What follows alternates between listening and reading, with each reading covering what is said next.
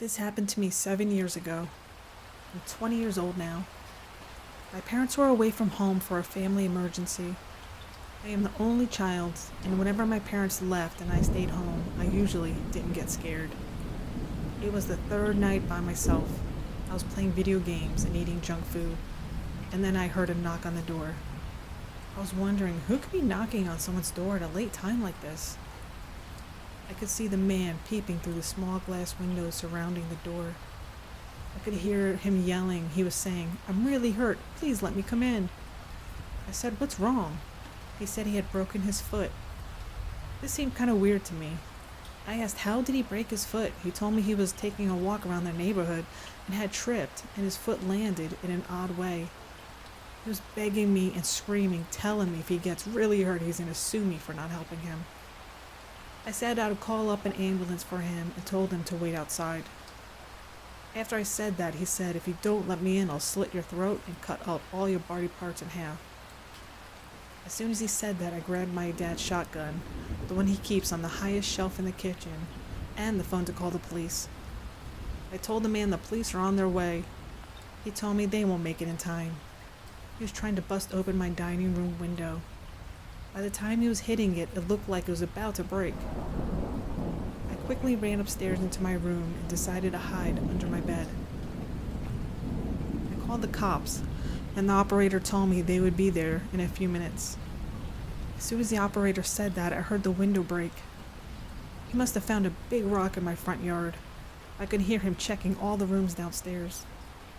Then I heard him coming up the stairs. He checked my parents' bedroom and the closet. Then I heard him trying to open my door. I gripped the shotgun tightly in my hand and waiting for him to break down the door. He was now kicking it as hard as he could. In just a couple of hits, he knocked it down. I could see his feet. He tried to open the closet door in my room, which I had locked purposely to confuse him. He said, "I know you're in there." I was wondering, should I shoot his leg or try to sneak past him and run out? I wouldn't be able to sneak out without making some kind of noise. At that moment, I had forgot I was under the bed and went up and hit my head, making a very loud noise. The man had quickly turned around. He said, "Oh, trying to be a smartass with me, huh?" Then I heard sirens, and as soon as he said that, he said, "Oh, you got lucky this time, but you won't be next." He tried to run quickly out of my room, but I grabbed his right foot, making him fall very hard to the ground. I was holding with all my might when I heard the police rushing up the stairs, and they got a hold of him. I came out with my shotgun, and the police were pointing guns at me now. I quickly explained everything, and the police understood. Apparently they found the man's van parked in front of my house. He had many sharp knives, duct tape, a camera, and rope. I could have imagined what he would have done to me if I hadn't thought to lock that closet door. The police called my parents and told them what happened, and they came home 3 days earlier. My mom hugged me very tightly, and so did my dad. My mom told me that the man had been sentenced to 15 years with a chance of getting parole. We moved from that house a month later, and I had lots of nightmares about it. It took me a long time to get back to normal. I never stayed a night alone until I moved out of my parents' house. And I have 3 guns in my house just to be extra safe if anything like that ever happens again. This was on Halloween last year. Me and a couple of friends were out getting candy. Our neighborhood is not the nicest, but it's not the worst. About 90 minutes in, and we see a house with a sign that says, "Go to the van for your candy," which had an arrow pointing down, which meant behind us. And sure enough, there we saw a black van. This house was at the end of a street, so it would not have been easy to get away fast. But anyway, we go to the van, and we see a man. He's in the driver's seat. He says something like, "Your candy's in the back. Open up the door and get in so you can get some." I know when something is wrong, and my alarms were just punching me in the face with this. We look at each other with a confused look, and we ask the man, "Why isn't the door already open? And why aren't you out here with like a sign that says, take a candy or something?" He says nothing and just tells us to get in the back for our candy. We say no and continue on our candy collecting. About 20 minutes after the van event, we're about 2 blocks away from when we see the van about halfway down the street behind us. The same black van from before. I tell the others and we agree to haul ass back to one of our houses. Once the van notices us running straight up, he hauls ass in the other direction. Once we get to our houses and tell our parents, they're just calling the police and screaming at them to find the van. Like I said, it's been a year now, and we agreed to not go trick-or-treating this year. I don't know what would have happened if I or anyone would have gone into that van.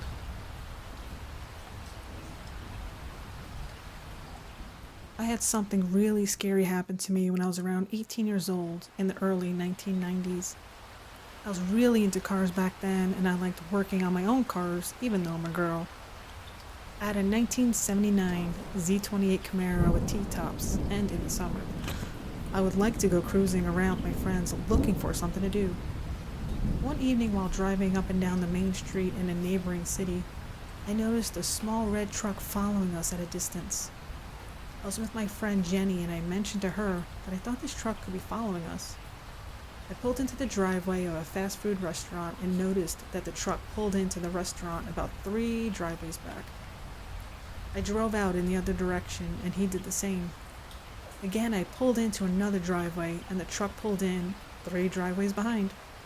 I did this several times and the truck kept following, always staying about 3 driveways back.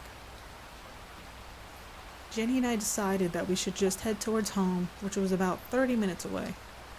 We thought that the driver of the truck would just give up and let us go, but he did not. He just kept following us.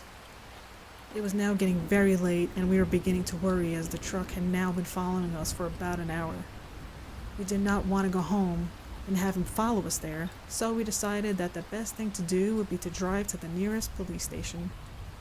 I told Jenny what I planned on doing, and to my horror she grabbed the steering wheel and pulled it, causing the car to veer sharply right. "What the hell are you doing?" I screamed at her. "You're going to make us crash." It was bad enough that I had to worry about the truck following us, but now I had to worry about my passenger freaking out because, this guy following us and we'd have an accident. "No, we can't go to the police," she insisted. It occurred to me right then that somehow she thought that this was our fault. That somehow just by cruising around, she thought that we had done something to provoke this.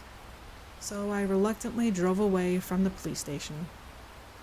We approached the bridge and were stopped by a red light on a one-way street. The truck was directly behind a car that was next to us. The car turned right, allowing the truck to pull forward.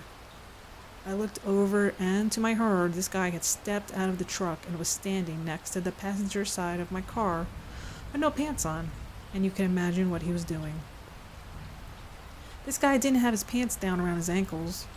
As a matter of fact, he didn't have any pants on at all.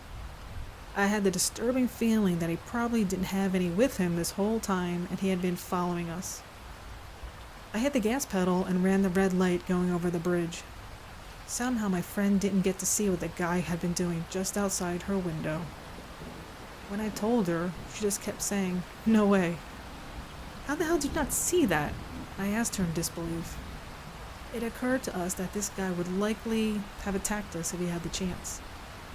I drove up and down a few one-way streets and back over the bridge and out into the country.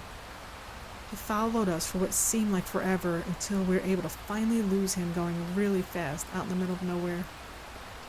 We went home and tried to forget about it. For some reason, I never told my parents, and I'm not sure why. A few weeks later, I saw on the news that the police were looking for a guy in a small red truck.